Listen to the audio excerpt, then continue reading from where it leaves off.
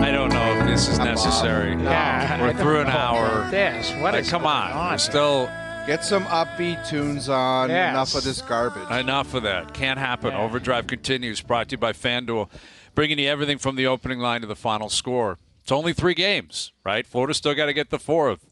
They got to get there. The Leafs, we'll see what they've got come Wednesday night. But it was ugly last night. We had Justin Williams on the last hour. Really great perspective on being in the situation the Leafs are in, because he quite literally was with the LA Kings back in 2014. Was that round 1?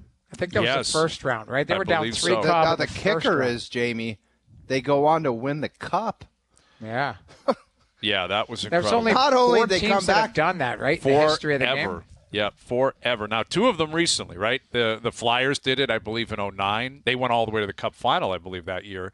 Lost to Chicago, and then L.A. in 2014. I believe the Flyers were down 3-0, got it to 7, started Game 7 down 3-0, and still won the game. Pretty wild.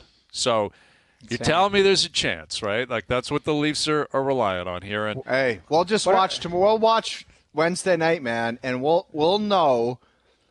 We'll know in the first 10 minutes of the game what Justin Williams just talked about. We'll know the looks on the faces, and we'll know exactly what he was talking about. I'll tell you that. Yep. Right. Do they believe? Do they want it? All of it's there. I mean, they got to prove it.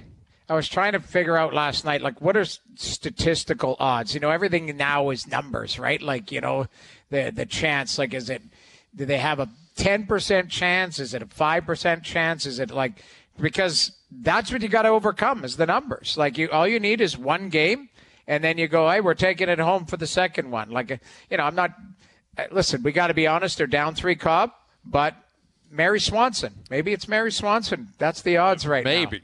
Wouldn't that be a turn of events? Wouldn't that be the ultimate reversal and the ultimate double bird to everyone and saying, this is how we operate now? Yeah, we're not proud of how it started, but it's not over till it's over. And that's what they're really trying to overcome, as much as it is about the pursuit of a Stanley Cup, which is what it's supposed to be every single year. With this team, you know, for a lot of years now, it's been about changing the reputation.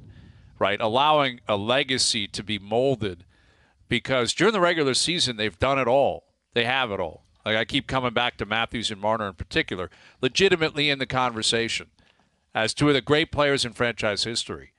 But you can't take that final step, like, to the top of the list without winning in the playoffs.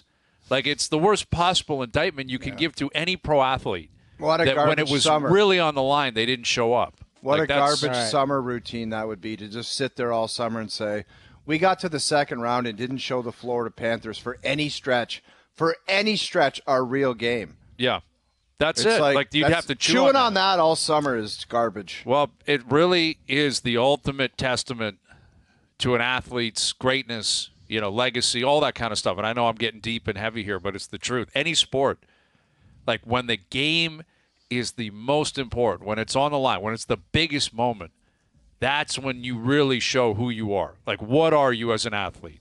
Right. Because there's a lot of players, like, there's teams that miss the playoffs that have stars. They have great years, right? Having a great regular season, that's not something you look down upon, right? You got to play those games. You put up numbers.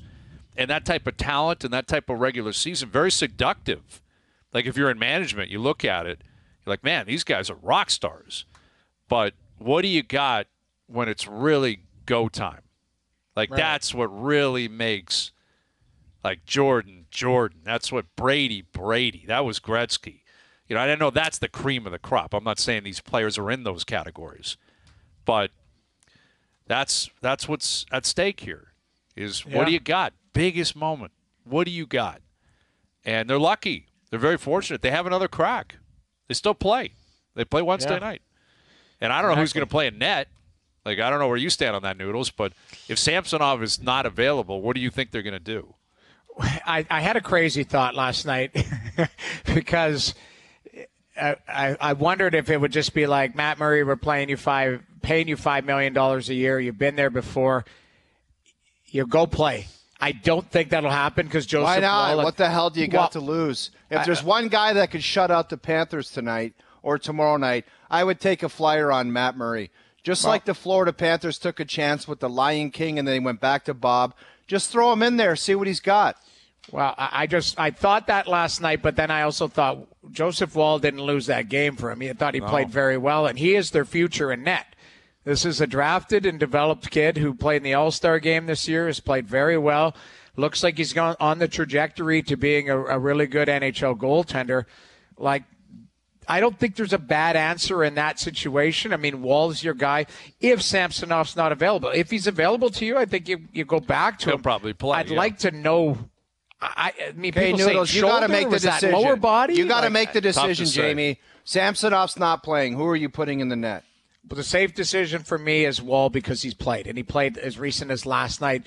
Matt Murray, you'd have to quote to me when was the last time he actually saw action in the net stopping pucks. I'm sure Months. Joe from the Bridge will put it into our group text, but I would imagine it's been 2 months more. That's tough to ask here. Go game 4. Haven't played and been practicing for, it seems like, a month or more. So he's maybe been cleared. He's cleared. He's capable of playing. I thought of that. It was like, you know what? You got him for another year, too. So it might be a scenario. It's like, go play. Go see if you can change the fortunes of our season. And it might jar the group. He's been there before, done that. Mm-hmm. But that's where I said I don't know if there's a bad decision on those two, because Murray, you could make the argument like he's been there, done that before, and he's played in the playoffs.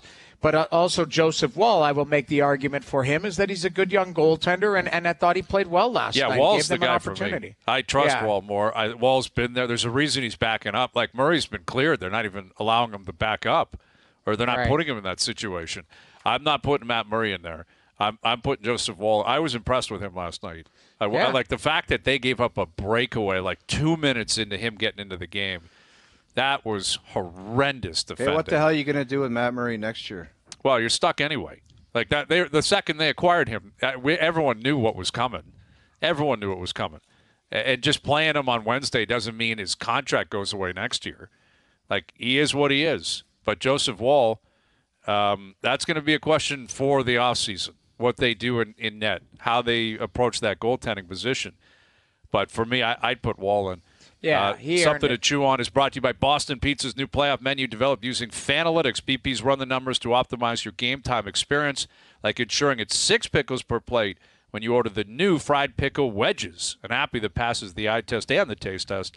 Visit BP for puck drop tonight. We've been asking people on Twitter, chime in at OverDrive 1050. If Ilya Samsonov is out of the lineup for Game 4, who would you like to see play in net, Joseph Wall or Matt Murray?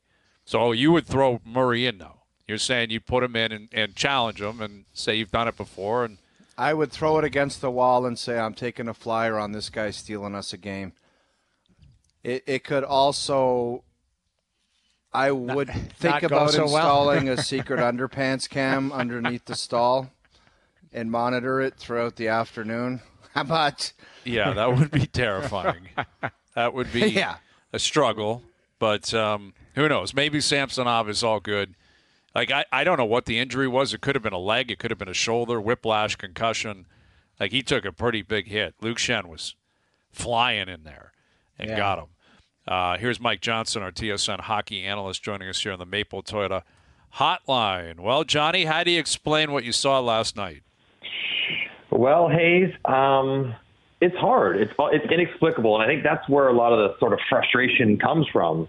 And you guys know I have been a largely supportive of this group and fighting back against the idea that somehow they weren't cut out for the playoffs and they weren't, able to elevate their game or to figure it out when it matters. They just hadn't. Didn't mean they couldn't.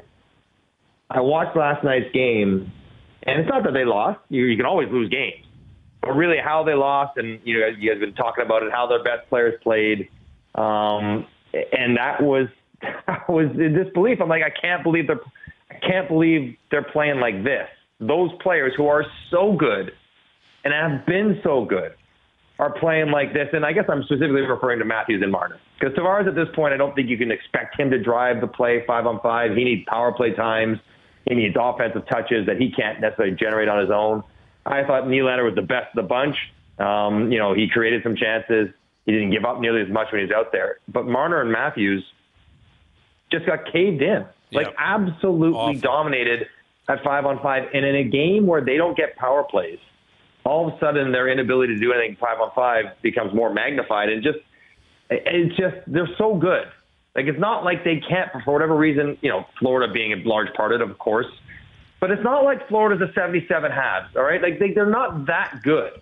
No kidding. That no one can find a way to create offense against them. They're not that good that you just kind of put your hands up and say, listen, we got no answers for this group. They're just better than us. But you watch Matthew skate. I don't know if he's fully healthy. He doesn't seem to have that burst in his leg. And Marner, who is one of the best players in the world, I'll say it over and over again, I've never seen him handle a puck that way. He looked like he was unsure what he was doing with it and turning it over in areas where, he just doesn't do those things. And that, to me, is what I'm just scratching my head. I'm trying to wrap my head around, like, what are they supposed to do? How are they supposed to do it? And if those guys who this team is built around can't find a way to take their game to another higher level in both execution and production, then they don't have a chance to win this series. And that's kind of where they're at right now. It was a head scratcher. I don't really even know kind of how to describe it, because it was just so surprising, the performance of their best players. So, Johnny, what do you think it is? Is it just choking, like failing to get it done in the biggest moment? Like, because people ask me, they're like, how come all these other guys around the league, the second round, the response is always there, and these guys? And by the way, it's not the first time. So what the hell is it about the big moment where they don't do it? Well, I mean, I guess I'd say there's probably several things. It's not just one thing, like it never is. Probably playoff hockey. Like, these guys are players that thrive on turnovers and open ice. You just don't get as much of that in the playoffs. Flat out, teams are better prepared and more in tune with what they do with the puck. So there's that. The power plays, I don't know if there's fewer of them, but generally speaking, they're better scouted and better defended. So that would also limit some of their effectiveness. And I think it's worth saying, and this is not, an indictment of a player, but some players are more impacted by a larger the physical nature of a game than others. Some players Matthew Tkachuk might like it when there's more physical play. Some players might, not that they don't like it, it's just, it's harder for them to do what they want to do. And I think there's probably some of that. Like, as it gets more physical, the stuff that they want to do, they can't do quite as well. And then, but how would that ever make sense long term, Johnny? If you see that, and it is what it is, and the playoffs are a totally different animal. And I know there's a lot of numbers and some possession things that you believe in, you look into, and you think they're valuable. But if it kind of goes out the window, what the hell's the sense in believing in that philosophy to begin with, if it's just for the regular season? I guess you have to believe that that's not the case, though, right? But it is the case. But it's been the case. And this is where, honestly, same sort of thing. I got to the point last night after the game, and I'm trying to think about it and what happened and what would I do if I was a coach, tactically, lines. And two things dawned on me. One, maybe they're not as good as we think they are. Maybe they're not as good as Florida. Maybe they're not as good as a team as we think they are. And two, maybe this group of important players that they committed to this path on has to be changed. And that's maybe the first time in all of their shortcomings over the years where I kind of maybe it's just the mix of the group. Not individually, but just a mix of them. It's just not quite right. And you might have to change it, because you're right. We've been seeing it 5, 6, 7 years now. And yes, they got through one round, but the way they played now, I don't want to be head in the clouds, but this series could easily be 2-1 Toronto, right? Toronto should have deserved to win game 2. I think that's fair to say. They got to overtime in game 3, regardless of how poorly they played to get there. They were in overtime in game 3. They're not miles away, but last night felt like they were galaxies away from the kind of play you need to have to win a game, a series, let alone a Stanley Cup. So if this is what you get in the biggest moment, and this is what you're going to get, then you should not commit to this group going forward. And I guess that's the decision they'll need to make. Johnny, I got my kids lunch the other day, and I had a little cheat session. I ordered an extra 10 nugs. And I opened the bag, and I deserved the nugs. But guess what?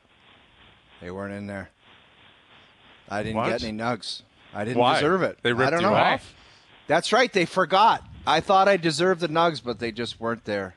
So you could say they deserve to win this or deserve that. You get like a Chinese riddle or something. I see what he's Proverb. going with here. I know where you're going there. Like, that was where I brought this up before, Johnny. If you look at their 9 games, because chatting with somebody from Tampa yesterday, Tampa felt that they had a pretty good chance to win in 5. Did. Really? So, this is the margin for error in the playoffs. Like you just said, this could easily be 2-1 for Florida or 2-1 for Toronto if they're opportunistic. That being said, how do players adjust that are skilled players where the level of tempo rises, but the physicality? And what I mean by that, I always talk about Draisaitl. Draisaitl plays a physical game in the regular season. So his adaptation to the playoffs, he's fine with it because he actually welcomes contact. I watch Mitch Marner speed up his game against Tampa. The Matthews goal, that pass through the seam against Tampa to start the comeback in game 4, like that was a quick play, right? Quick. Last night, he looked a little bit more slower and deliberate. Like, is it something to just play a little bit quicker so that you're in and out? You might have to absorb contact, but you have to adapt to what Florida's giving you and throwing at you. And Florida's very physical. They are not shy to close on you and take a little piece of you. So how do you change that? Or is it just speeding up your thought process to get your playoff quicker? Well, I mean, I'm not going to tell Mitch Marner to think faster. I mean, like that's what he's best at, right? Like that's the easiest thing for him to do. I mean, I think some of it is, Mitch Marner, whether he's healthy or not, who knows? But like he's been around the perimeter of the offensive zone, even when he has the puck, and he has a lot of points, and we can't take that away from him. But like he's not around the net. And at some point, like you got to try to get to those places, whether you're a passer or a shooter, to create your offense. So, I think that's what I would say. You got to encourage them to get into different spots on the ice, which may take a little work, which may take a bit more contact, which may take more kind of individual battles with a guy as opposed to, just out skating someone in those spots. But I think that's it. But I think it's also worth noting, so they've played what? They played 9 playoff games. They've won 1 in regulation. Right. And how many games would you say they're the better team in this game? Has it been 3 or 4? That's probably being generous. So, we celebrated them figuring it out against Tampa. And they did win. And they did figure out how to get those pivotal moment goals. But they haven't really played well in the playoffs. I can't say, as a group, they've really rose to the occasion and been dominant. And I think Tampa showed a formula for slowing this team down in the playoffs. Now, in the regular season, teams don't have the energy and the kind of mental sort of aggression to play the way that Tampa and Florida are playing. But I think what we've seen is that if you forecheck this Toronto team, I'm not just talking about the top players anymore, the whole team, then they don't have a great system to defend it. They don't stop the cycle. They don't stop defensive zone time for themselves. And so they end up playing in their own end a lot. And then you have a lot of players that want the puck to skate in transition, trying to skate on breakouts or chip outs or long stretch passes that are 1 against 2. Like that, to me, is part of the larger issue, not just about the top guys, but just the Leafs can't stop the cycle guys. And they're in their own end all the time. And so you get the best players defending or standing around tiring themselves out in their own end, and that's not what we see in the regular season. That's the other part that has to change. Now, I don't know if Sheldon Keefe can make them, you can't force guys to check better, check harder, be stronger. They are who they are. But that's the problem. It was a problem against Tampa, and it's been shown again to be a problem against Florida. Well, Sheldon Keefe is in the crosshairs now, too. I didn't love the way he coached last night. I think 90% of it's on the players, maybe 95%. But I didn't love, some of his deployment I thought was strange, including the winner. He never changed Matthews and Marner at any point, and they were awful last night. All night. He just kept rolling. It's like, we'll just stick with it. It's like, when do you do that? You never operate that way. I think he's in a tough spot now. because even after the game, he didn't want to single anyone out. I can understand. I mean, it is a team sport. You don't want to bury guys. It's until you get through the fourth game. But if they get blown out like game 4, I would expect a Rick Bowness type response from him. But I don't think we'll get it. But where are you at with Keith? You would have to understand, Hayes, that it's probably game over. Why not? Probably is for Sheldon. Yeah, I think he's coaching for his life. That seems to be the case. Where are you at with him in this series? Well, I'm with you in the 90% of the players, right? Like the players play. They're given a game plan. Sheldon we saw very clearly that adjustment to try to stretch guys out to start the game, and it worked for 5 minutes. Like, it caught Florida off guard. They got 3 or 4 2-on-1s in the first period because of it. But eventually they made the adjustment. That went away. I'm with you. I think sometimes, I'm not. The deployment of Nylander is curious to me at times, because in many ways he looks as dangerous as anyone out there. And whether it's taking him off the first power play or limiting his minutes, that has been a challenge. Trying to get.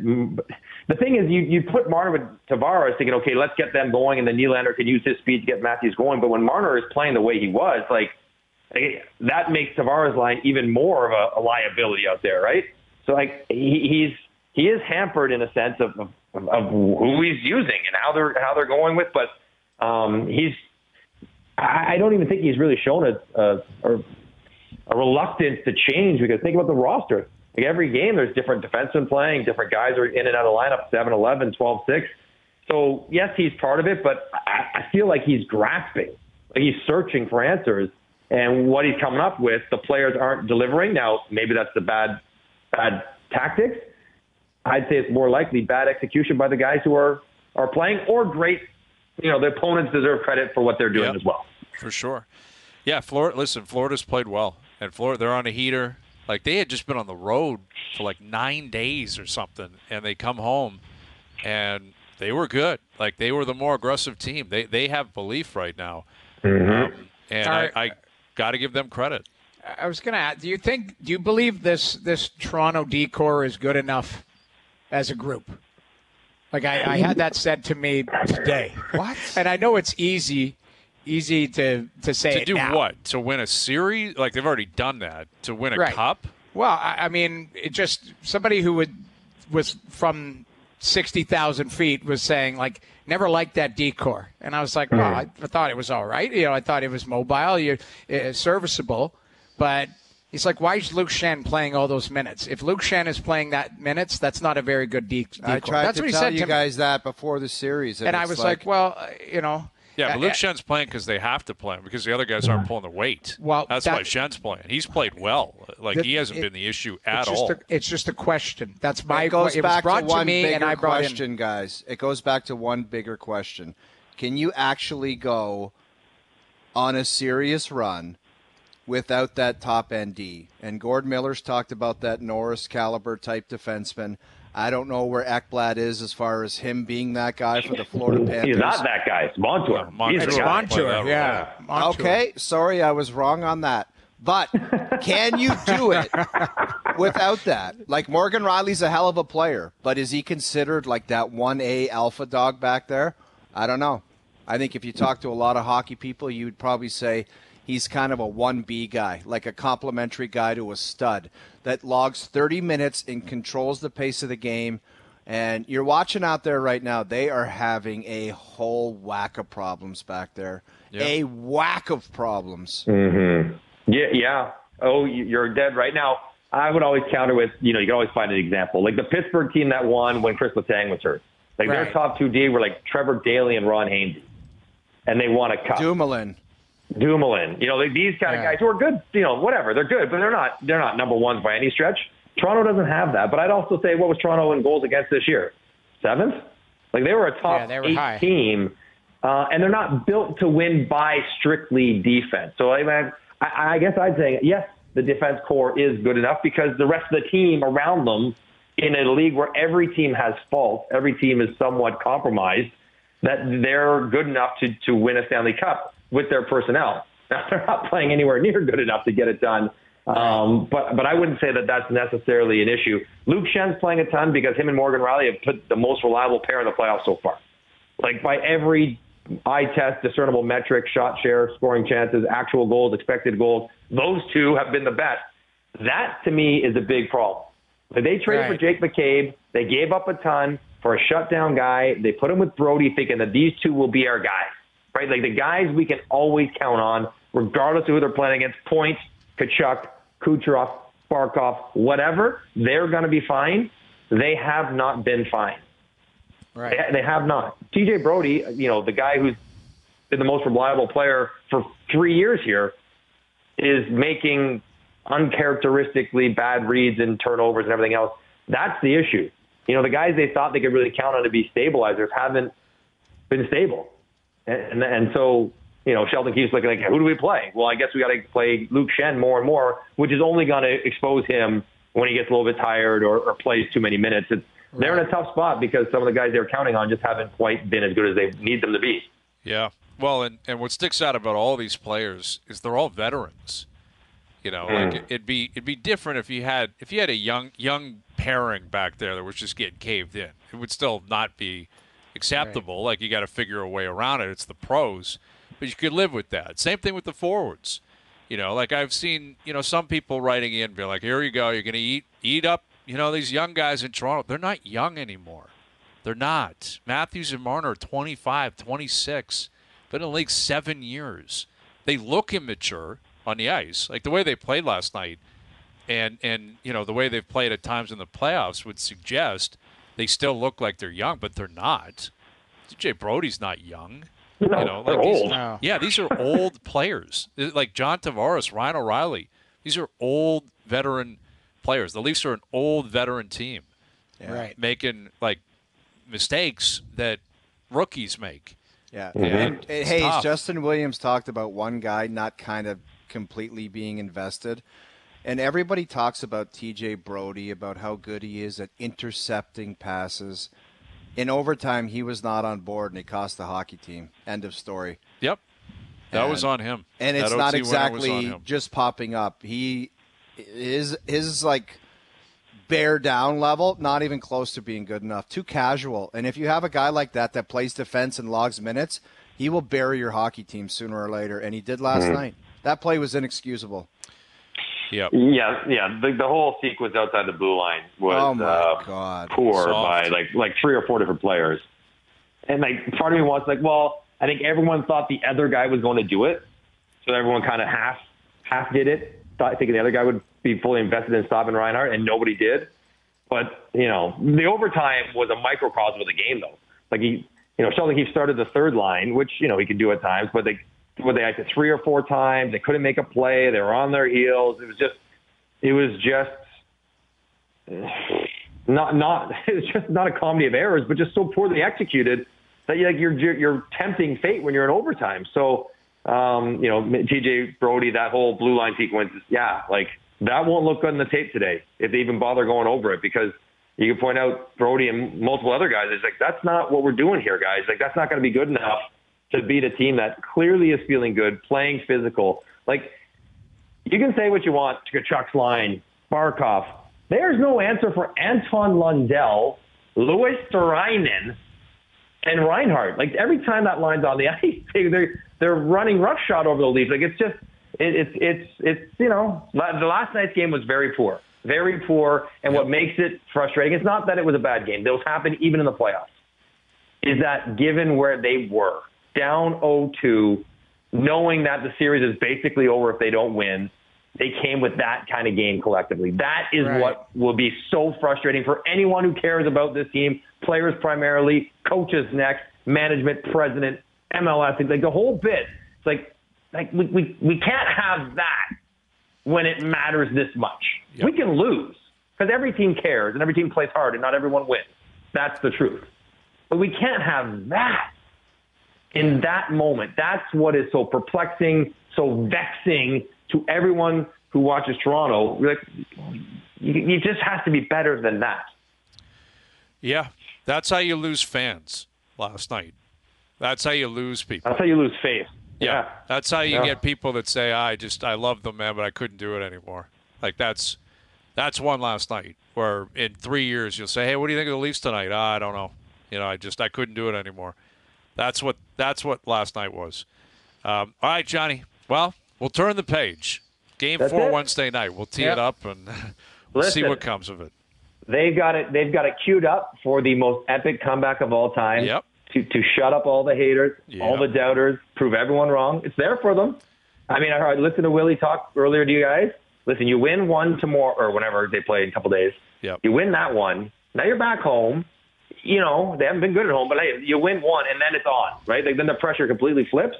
We're getting ahead of ourselves because they were awful last night, but like, this is what you got to tell yourself. Let's just win one. Let's find a way. And if they play Matt Murray next game, I will fall off my chair. I will, like, I will not know what to do. No. Can't happen. I say get him in there. Get him in there. You're on an island. We'll see. Anything's possible. All right, Johnny. Thank you, buddy. Get him in there. All right. There's Mike Johnson, our TSN Hockey analyst, joining us here on the Maple Toyota Hotline. Build your next dream Toyota at Maple Toyota and check out Maple Toyota's pre-owned inventory. Arriving daily, it's time to Toyota. Visit mapletoyota.com. We got an update on Jokic. What's going to happen with him between now and Game 5? We got the draft lottery tonight. The Jays were red hot. They're off tonight, but they were red hot. But a little concerning there with Vladdy. We'll touch on that as well. OverDrive continues. TSN 1050 and on TSN 4. Man, tough sledding when hearing Johnny like that. Those are like his kids on that team. The analytics darlings, and he's finally said, I'm not sure about that. We said something jarring for me. He's like, well, maybe they just, they'd have to break up that group. And I was like, I mean, I don't disagree. Like, if it doesn't have success, think of every organization that don't have success. The Rangers have been a pretty darn good team the last couple of years. Didn't make it where they wanted to. Fire the coach. That's it. Like, they just, there's a lot of change. Jamie, like, if this doesn't work, you also have to factor in a cap world, how much they eat up of it. Like, that's the idea. You're going to give those guys all that money, but they damn well better be. Like, when Johnny said, Tavares, I'm not sure if he can drive any offense, that's $11 million against the cap, not driving offense. And I get it. It was a 7-year deal, and this is year 5 of it, I believe. That's a tough look in a salary cap era.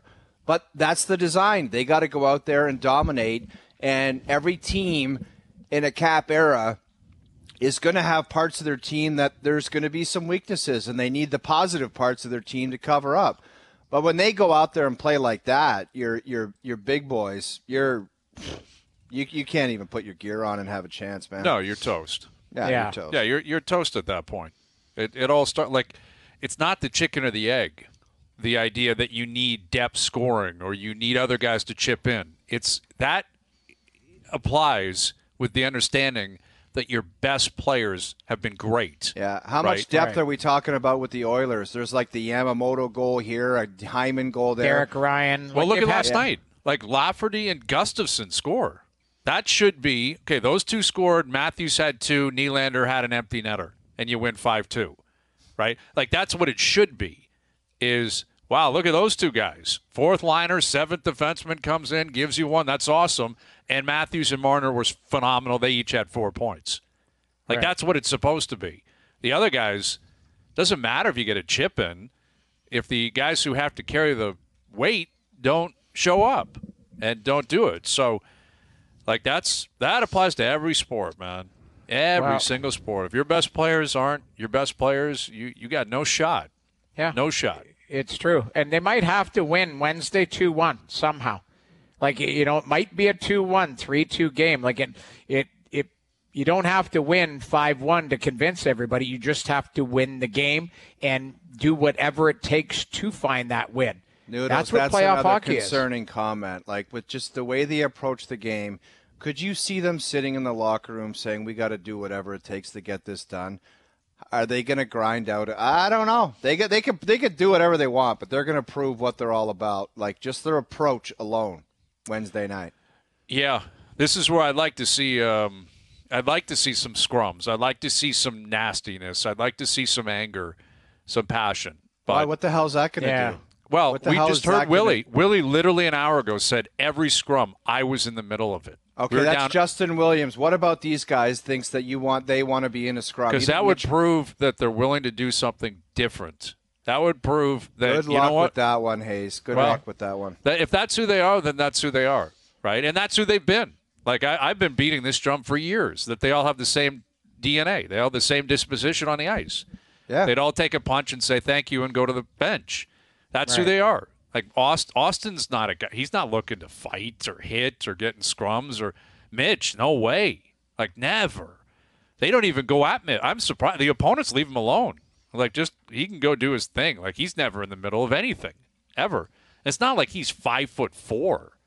Like, Marner's a taller than you think. A little bit bigger than you think. 6 feet. Yeah, he's, you're But right. He's not never a in the tiny middle. little guy. Yeah, it's just, it's not, but it's not who they are. Willie's not looking for it. Tavares isn't looking for it. O'Reilly isn't either. They brought in O'Reilly's a Lady Bing winner. Like, he's not looking to mix it up and get crazy. And I'm not saying fight, but, like, go out there a little bit pissed off. And if there is a scrum, get in there too. Be in the middle of it, like Willie said an hour ago. Well, the one thing I say all the time in the playoffs, and it's a tired phrase, but it's true, is there's players that play for keeps. And, like, that's what it is. You see some guys in certain teams, they go out there, like, it's in the gray area, a little extra punch here. Like, this Evander Kane plays for keeps. Why don't we Sam play Bennett that audio? plays for keeps. You want to hear the audio after the game? I love this audio personally. I thought it was amazing. This was Evander Kane after he threw like 4 or 5 body shots. Body blows. Which you don't see a lot. Yeah. But it's tied 1-1 in the second round. And someone asked him, like, basically, are you breaking the unwritten rules? What about the code? And this is how Evander Kane answered that. We don't see a lot of body shots in hockey scraps. Is that, I don't know, is that Well, yeah, I mean, you also don't see a lot of guys getting jumped from behind and headlocked, and then, when you want to around, sometimes you got to find out, so that's what happened. Yeah, exactly. Don't try to jump on me. Don't grab. If you don't want any peace, then go skate to your bench. But if you there's be ready a graph. for it. It's a meme. It says F around and then find out. They intersect. Yep. Yeah. And that's gonna. I love it. I love that it got. Yeah. The ways. Oilers are like, not only are we going to win, we're going to send a message on top of a blowout in your barn. Yeah, I mean, that's the thing. Like, some teams have that, some teams don't. Now, we saw it against Tampa. Like, we saw some of that pushback. Luke Shen was involved, Giordano. And that started in the last regular season game against Tampa, where Maroon and Shen went at. Like, they were trying to, kind of, Corey Perry went at it with Bunting. Like, there is some irritability. I think what people want is just pushback. Oh, you always say this, regardless. Mitch Marner doesn't need to fight, but he's got to be involved in those 50-50 battles and come out on the right way. Same with Nylander, same with Matthews, same with Tavares, same with everyone right down the line. Because you know that Achari's going to try and do that. Because he's a heavier player and that. But at the end of the day, your top players have to step out of their comfort zone to be successful. Okay, but my problem is, Jamie, how confident are you, like, to even have this conversation, to think 7 years down the road that all of a sudden they're going to be pissed off tonight and tomorrow night, and Wednesday they're just going to go into attack mode and say it's just all for one, one for all, never die attitude. You'd be crazy to believe that. Right. You'd be crazy to act. No one believes that. Like I said off the top, I can't find people that think they're going to win that game, let alone come back and win the series. No kidding. But, until it happens, obviously they still have that opportunity. They do. Right. We'll see what they got. That's all we can do. Yeah. Maybe they need the owner to get involved, like we saw in Phoenix last night. Right? Maybe need Larry Tannenbaum in there grabbing Matthew Tkachuk or something. What was going on there last night? I didn't like that transaction at all. It was the biggest flop. Yeah. Level flop by the new owner down in Phoenix. Look who at just this paid guy. like $4 billion. What a flop! So that's Mat Ishbia, is I believe how you pronounce his name. And for starters, he's grabbing the ball. He's involved. He shouldn't be involved either. Not that he doesn't deserve a fine or anything. Like, he didn't do anything wrong necessarily. But why is he trying to grab the ball? Like, why are the fans trying to grab the ball? There's players there. Get the hell out of the way. I would have fined him, and I flops. would have done nothing to Jokic. You see, he's trying to grab Jokic right before he touches him. I can't believe they even find that guy. I would have said, I don't care if you own the team or not. You sit your ass in the stands and you watch the game. Yeah. Just like the goon in Golden State that went after Lowry. It's like, what the hell are you doing? Yeah. Stop doing that. Remember that guy? That was worse. The Golden State guy was worse. Like, he had to sell his stakes in the team event. They basically said, you're out of here. Yeah. But that guy, if you look at the angle where you could see him reaching out to try to grab Jokic, what are you thinking? I liked Jokic gave him the subtle, like, take a seat there, pigeon, like little elbow. And the guy threw himself back like he'd been launched a million miles. Like, stop it. Just sit down, take a seat, and sit down and watch the guys perform. You're right. Like, a lot of wealthy people feel like they're above that because he owns a team. Hey, I'm the show here. It's about me. Guaranteed, Jokic's like, I have no idea who you are. Literally, no idea. Guy with the green coat. That's it. Probably no reason for him to actually know. Now, the guy does own the team. He's one of the 30 owners. Jokic has been fined $25,000, which is nothing for him, and he's not going to be suspended, which is the right call. Right? This is common sense. There are times where fan interaction, it's mandatory. You have to suspend a player. You have to. This is common sense, and my guess would be, based on the way Ishbia tweeted this morning, probably Silver or other owners got to him and said, what the hell do you think you're doing? Like, why are you involved? Why are you touching the guy? Why are you trying to grab the ball? Because he tweeted out this morning, great win for the Suns last night, an amazing series so far. That should be it. And that is the only story. Suspending or fining anyone over last night's incident would not be right. I have a lot of respect for Jokic and don't want to see anything like that. Excited for Game 5. Like, if this guy was a tenured owner, he keeps selling it, right? He shows up with a neck brace today. Like, that would have been his play. Like, I got a neck brace. Jokic just broke my neck. But if you're in it to win it, Jokic has got to go. What I can't figure out is we've seen GMs own, like, is there no luxury boxes? Sit in a luxury box. What the hell are they doing? Listen, I can speak from experience. There's nothing like courtside. Courtside Bryan nothing there. Like courtside Bryan with the smoky eyes. You're right there with me. With me.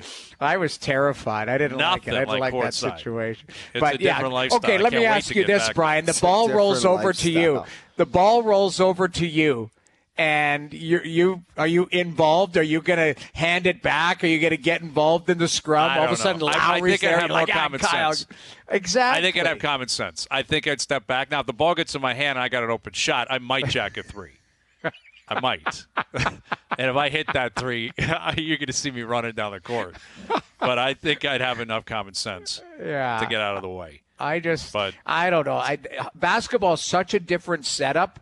Because it's so personal. Like, guys are right there. You guys know my philosophy on Drake. I always disliked the fact that Drake was in on everything, regardless of his status of being a superstar. I just didn't like it. But we see it all the time. These interactions go down. This one went south.